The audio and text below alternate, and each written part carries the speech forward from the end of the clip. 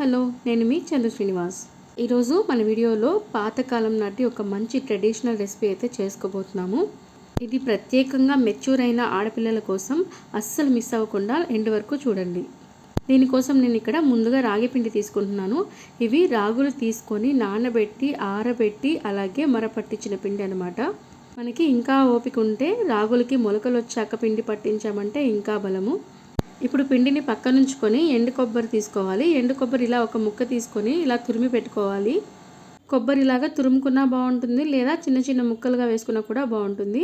ఇప్పుడు మనము 1 కప్పు రాగి పిండికి 2 కప్పుల వరకు బెల్లం తీసుకున్నాము. ఇది ఒక బౌల్లోకి వేసుకొని స్టవ్ ఆన్ చేసుకొని 1 గ్లాస్ వరకు వాటర్ తీసుకుంటున్నాము. ఇక్కడ మనము ఎటువంటి పాకము పట్టాల్సిన అవసరం లేదు, జస్ట్ మనం బెల్లాన్ని కరిగిస్తున్నాం అంతే. ఇలా గరిటె పెట్టి తిప్పుతూ ఉంటే మనకి బెల్లం చాలా ఈజీగా చాలా ఫాస్ట్గా కూడా కరిగిపోతుంది. ఇప్పుడు బెల్లం ఇలా ఆల్మోస్ట్ కరిగిపోయిన తర్వాత ఒక 2-3 యాలకులని దంచుకొని ఇందులో వేసుకోవాలి. యాలకుల పొడి ఉంటే 1 స్పూన్ వరకు యాలకుల పొడి వేసుకోవాలి. యాలకులు వేసుకున్న తర్వాత యాలకుల ఫ్లేవర్ మనకి ఇందులో దిగేంత వరకు మరిగించుకోవాలి. ఇలా రెడీ అయిన బెల్లం సిరప్ని పక్కనుంచుకొని ఒక బాండెలు పెట్టుకొని అందులో నెయ్యి వేసుకొని 1 స్పూన్ వరకు తెల్ల నువ్వులు వేసుకున్నాను.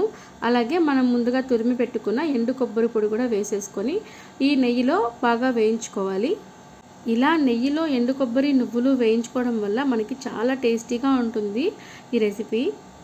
ఇప్పుడు కాస్త ఎండు కొబ్బరి వేయించుకున్న తర్వాత మనం ముందుగా రెడీ చేసి పెట్టుకున్న రాగి పిండిని కూడా ఇందులో వేసుకొని బాగా ఫ్రై చేసేసుకోవాలి. ఈ రెసిపీని చాలామంది రాగి పిండిని డైరెక్ట్గా వేసుకొని ఇలా బెల్లం సిరప్ వేసేసుకొని చేసేసుకుంటారు. అలా కాకుండా ఇలా మనం నేతిలో వేయించుకొని కొబ్బరి కూడా యాడ్ చేసుకొని వేసుకుని తిన్నామంటే చాలా టేస్టీగా ఉంటుంది, అలాగే చాలా బలం కూడా. ఇందులో మనం ముందుగా రెడీ చేసి పెట్టుకున్న బెల్లం సిరప్ని ఒక టీ స్ట్రైనర్తో వడకట్టేసుకొని బాగా కలిపేసుకోవాలి. రాగి పిండి ఎక్కడా ఉండలు అనేవి కట్టకుండా మనం బాగా కలుపుకోవాలి. అవసరమైతే విస్కర్ అయినా యూజ్ చేసి బాగా ఉండలు లేకుండా కలిపేసుకోవాలి. ఇలా వడకట్టుకోవడం వల్ల మనకి బెల్లంలో ఏదైనా డస్ట్ ఉంటే చక్కగా పక్కకు వచ్చేస్తుందన్నమాట. ఇది కలుపుతూ నేను ఒక విషయం చెప్పాలనుకుంటున్నాను. ఈ వీడియో అయితే ఖచ్చితంగా ఇప్పుడే మెచ్యూర్ అయిన పిల్లలకి అని ఎందుకన్నానంటే, మా అమ్మమ్మ వాళ్ళది ఈస్ట్ గోదావరి, రాజమండ్రి అవతల రామచంద్రపురం అని చెప్పాను కదా. నేను మెచ్యూర్ అయిన టైంలో మా అమ్మమ్మ అక్కడి నుంచి అరిసెలు చేసుకొని ఒక పెద్ద క్యాన్ నిండా వేసుకొని దాని అడుగు భాగంలో 1 కేజీ వరకు నువ్వుల నూనె పోసుకొని తీసుకొచ్చిందనమాట. వాటిని నాకు రోజు ఒక కప్పులో ఒక అరిసె వేసి నువ్వుల నూనె వేసి ఇచ్చేవాళ్ళు. అలాగే దాంతోపాటు ఒక చిన్న ఎండు కొబ్బరి ముక్క కూడా ఇచ్చేవాళ్ళు అనమాట. నాకు అది ఒక టాస్క్ అనమాట రోజు. నేనైతే ఇంకా ఆ నూనె చూసి ఆ ఎండు కొబ్బరి చూసి ఏంట్రా నాయన ఈ ఫుడ్ నాకు ఇలా పెడుతున్నారు, ఎలా తాగుతాం నూనె అసలు అనేసి అమ్మమ్మని చాలా తిట్టుకునేదాన్ని. అయితే వాళ్ళకి తెలియకుండా నా పక్కన ఉన్న చిన్నపిల్లలకి ఇచ్చి వాటిని పూలకొండల్లో పోయించేసేదాన్ని అనమాట. నేను తినేదాన్ని కాదు, నేను తాగేదాన్ని కాదు. అయితే అప్పుడు నేను అనుకునేదాన్ని అమ్మమ్మని బాగా బుడ్డి కొట్టించానని. కానీ నన్ను నేను మోసం చేసుకుంటున్నాననేది తెలుసుకోలేకపోయాను. ఎందుకంటే మనం ఆ టైంలో ఫిజికల్గా మెచ్యూర్ అవుతాం కానీ మెంటల్లీ కాదు కదా. వాళ్ళు ఇలా విచిత్రమైన ఫుడ్ ఎందుకు పెడుతున్నారని ఒక్క నిమిషం కూడా ఆలోచించేంత మైండ్ మనకు అప్పుడు ఉండదు.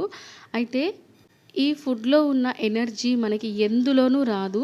ఇలా మనము ఆ టైంలో తినడం వల్ల మనకి మన బాడీకి కావాల్సిన ఐరన్ అనేది పుష్కలంగా అందుతుంది. అలాగే మనకి ఫుల్ ఎనర్జీ ఇస్తుంది. అంటే ఇప్పుడు మన ఫోన్కి ఫుల్ బ్యాటరీ ఛార్జ్ ఎలాగో అలాగే మనకి ఆ టైంలో మన బాడీకి ఫుల్ ఛార్జ్ అనేది ఇస్తుంది. అది లైఫ్ టైం ఛార్జింగ్ అనమాట, అసలు లో అవ్వదు. అది మనకి ఆఫ్టర్ మ్యారేజ్ పిల్లలు పుట్టిన తర్వాత మనం ఏదైనా పని చేస్తుంటే త్వరగా అలసిపోవడము, లేకపోతే బ్యాక్ పెయిన్ రావడము, కాళ్ళు నొప్పులు రావడము అలా ఉంటుంది. అలా రాకుండా ఉండడం కోసమే ఆ టైంలో మనకి బెల్లము, నువ్వుల నూనె, ఎండు కొబ్బరి, రాగి పిండి ఇలా వీటికి సంబంధించినవి ఇస్తారు. ఎందుకంటే మనము చాలా బ్లడ్ లాస్లో ఉంటాం కాబట్టి మనకి పుష్కలంగా ఐరన్ అందాలి కాబట్టి ఇలా ఇస్తారు.